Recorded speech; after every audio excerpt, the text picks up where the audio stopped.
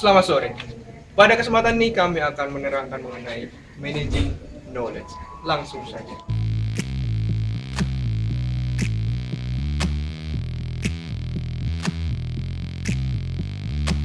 Ya. Managing knowledge memiliki beberapa dimensi. Dimensi yang pertama adalah pengetahuan merupakan suatu aset dari perusahaan. Kemudian pengetahuan memiliki bentuk-bentuk yang berbeda, pengetahuan memiliki tempat, dan pengetahuan itu bersifat situasional. Yang pertama, pengetahuan merupakan aset dari suatu perusahaan. Maksudnya adalah walaupun pengetahuan ini bersifat intangible, yaitu tidak berwujud, tetapi dia tetap merupakan aset dari perusahaan tersebut. Nah, untuk menciptakan suatu pengetahuan dari data dan informasi dibutuhkan sumber-sumber organisasional perusahaan tersebut. Yang kedua, dimensi pengetahuan memiliki bentuk yang berbeda. Pengetahuan mungkin bersifat eksplisit dan juga bersifat tacit. Eksplisit di sini maksudnya adalah pengetahuan itu sudah berwujud berupa dokumen dan sebagainya. Sedangkan pengetahuan yang bersifat tacit itu masih berupa ide atau gagasan yang belum dibukukan. Kemudian dimensi yang ketiga adalah pengetahuan memiliki tempat. Pengetahuan memiliki tempat yaitu pengetahuan ada di suatu tempat atau dapat diperoleh dari tempat-tempat tertentu seperti event kognitif dari lingkungan sosial maupun dari dalam individu itu sendiri.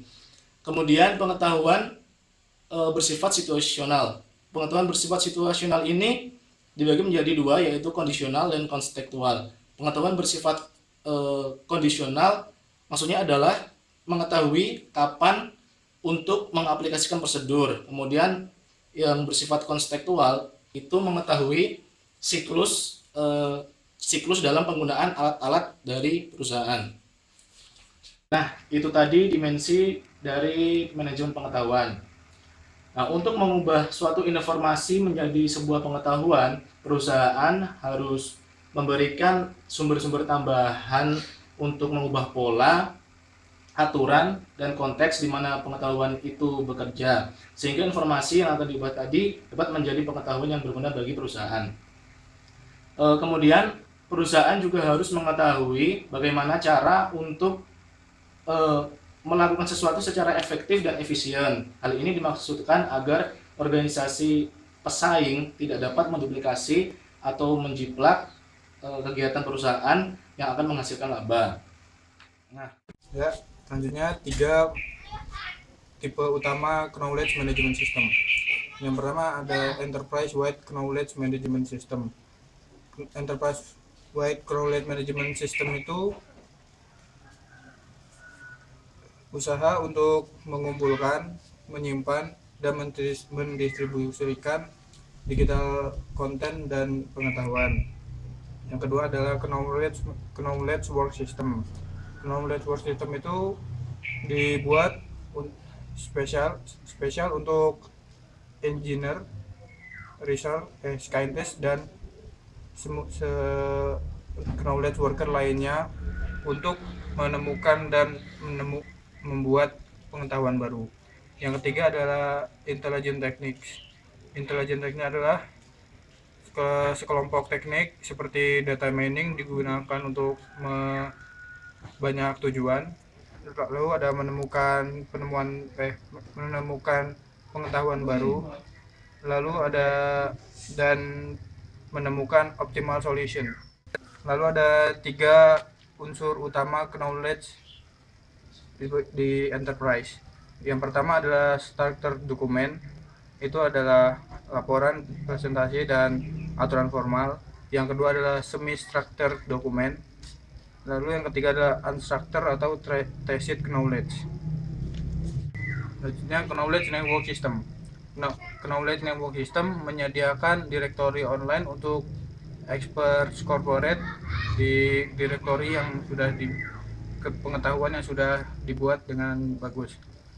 Lalu knowledge network system menggunakan teknologi komunikasi untuk mempermudah karyawan untuk menemukan expert yang sesuai di perusahaan.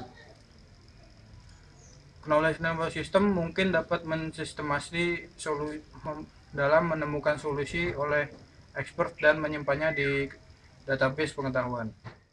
Nah, untuk di Indonesia sendiri terdapat salah satu perusahaan yang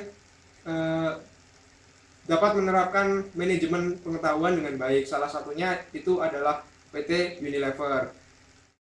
PT Unilever ini mempunyai visi yaitu peningkatan vitalitas hidup. Nah, perusahaan tersebut mempunyai komitmen dengan membawa ilmu pengetahuan dan keahlian internasional agar dapat melayani konsumen setempat. Nah, pokoknya PT Unilever ini berfokus pada berbagi pengetahuan. Nah, perusahaan ini dalam menerapkan manajemen pengetahuan itu ada beberapa langkah. Yang pertama, komunikasi pemasaran one voice.